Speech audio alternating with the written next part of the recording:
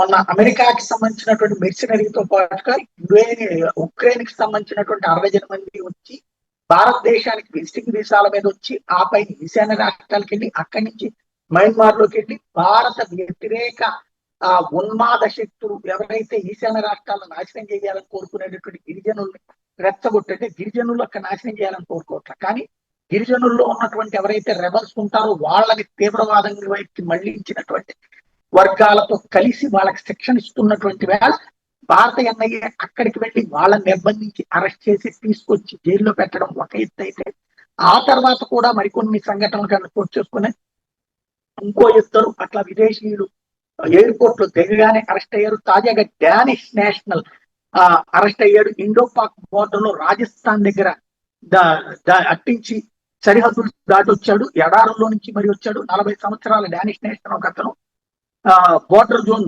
బికనీర్ ప్రాంతంలో రిస్ట్రిక్టెడ్ ఏరియాలో కనబడేటప్పటికి పట్టుకున్నారు. అతని పేరు రెనే అని ఉంది.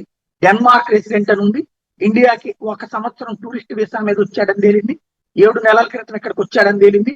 ఇండో పాక్ ఇంటర్నేషనల్ బోర్డర్ ప్రాంతంలో సస్పిషియస్ గా కనిపించినటువంటి వేళ అతన్ని ఇప్పుడు అదుపులోకి తీసుకుని అసలు అక్కడికి ఎందుకు వెళ్ళాడు అన్నటువంటి విషయం మీద ఆరా తీస్తున్నారు. క్రమంగా ఇలాంటి వాళ్ళ విషయాలు ఏమన్నా ఉంటే కనుక మాకు సమాచారం అందించండి పోలీసులు సైన్యం ప్రకటిస్తున్నారు.